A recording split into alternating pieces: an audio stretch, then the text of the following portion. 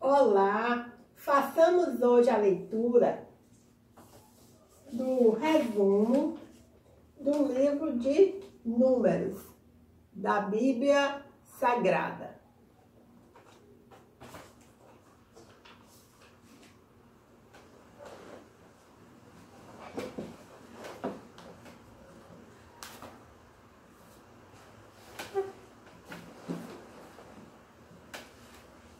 Números.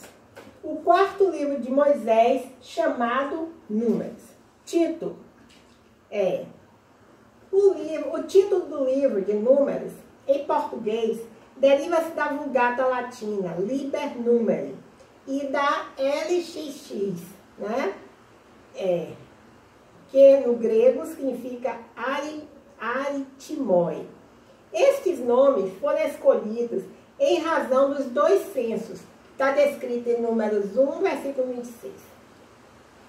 Os textos masoréticos hebraicos usam o nome Bemidbar, literalmente no deserto, o qual estaria mais adequado ao conteúdo geral do livro. Os hebreus também davam ao livro o nome de Ivaiadabé, literalmente significa "e ele disse", segundo o costume de usar as primeiras palavras do texto como título. Autor. Embora o livro possa ser passado por edições feitas por escribas posteriores, Moisés é o seu autor lógico por causa da sua experiência em primeira mão, tanto da cultura israelita quanto egípcia. Mais de 40 anos de sua vida estão registrados neste livro.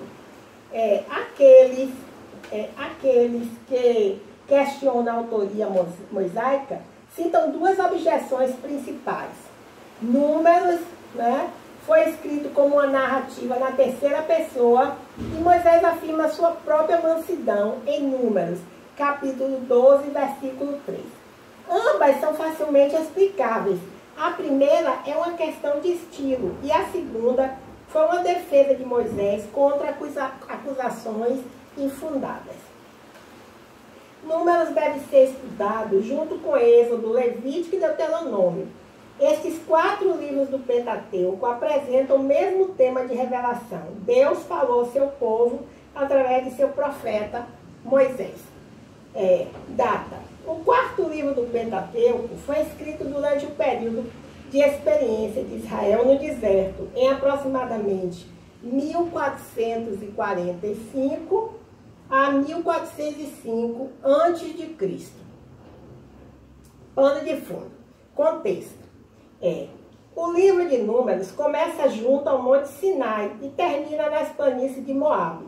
Sua narrativa começa onde Êxodo terminou, Êxodo, capítulo 40, versículos de 34 a 38, e Números, capítulo 9, versículos de 15 a 23.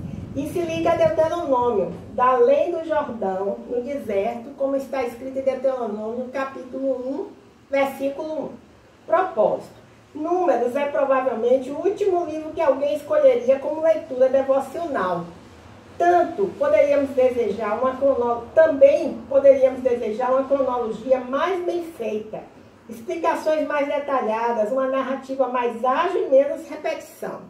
Além disso, o livro também não responde a questões como: o censo foi exato e realista ou expandido para incluir Israel como a semente para o cumprimento da promessa de Deus?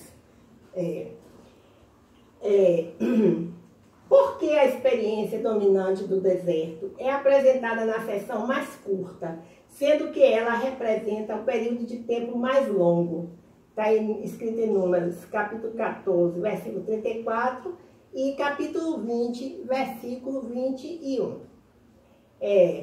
Por que Israel foi tão desobediente e sua murmuração tão incessante quando estavam sendo dirigidos por um Deus poderoso que tantas vezes já havia provado sua proteção e provisão?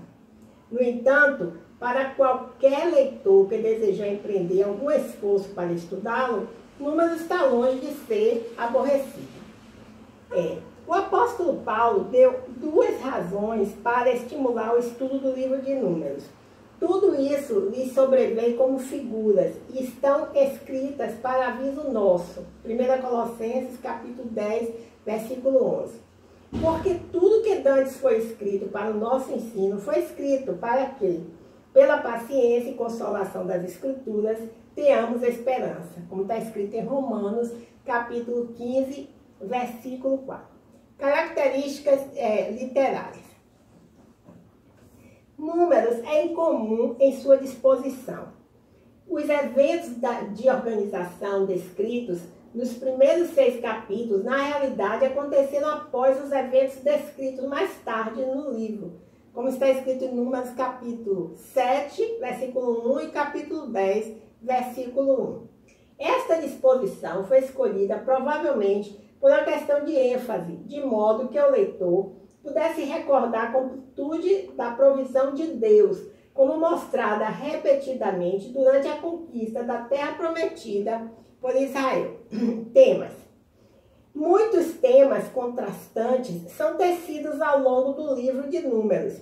A fidelidade de Deus e o fracasso humano, a direção de Deus e a obstinação humana, o propósito de Deus e a desobediência humana, a provisão de Deus e a murmuração humana, a santidade de Deus e a pecaminosidade humana. Esses temas refletem a escolha de Deus de revelar ao seu povo, de mostrar-lhes sua glória. O plano duplo de Deus era revelar sua fidelidade através da provisão e da libertação e relatar sua lei, a qual preparou Israel para manter seu relacionamento de conserto com o Senhor e cumprir a tarefa de ser o povo de Deus em meio ao mundo ímpio.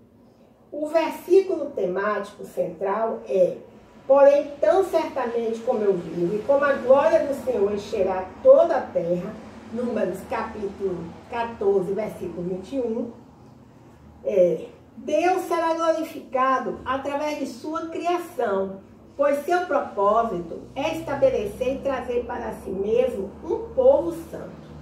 Tornar Israel um povo santo era mais difícil do que tirá-lo do Egito e trazê-lo à terra prometida, porque Deus havia dado ao homem o poder de escolher o caminho do Senhor ou seu próprio caminho, como está escrito em Gênesis capítulo 2, versículos 16 e 17 e capítulo 3, versículo 6. Muitas vezes seu povo escolheu a desobediência ao invés da obediência, embora Deus tenha revelado claramente a si mesmo, assim como os seus caminhos. Veja o quadro Modelos de Obediência e Desobediência, está em 1 Samuel, capítulo 1. Essa desobediência repetitiva é compensada apenas pela constante misericórdia e fidelidade de Deus.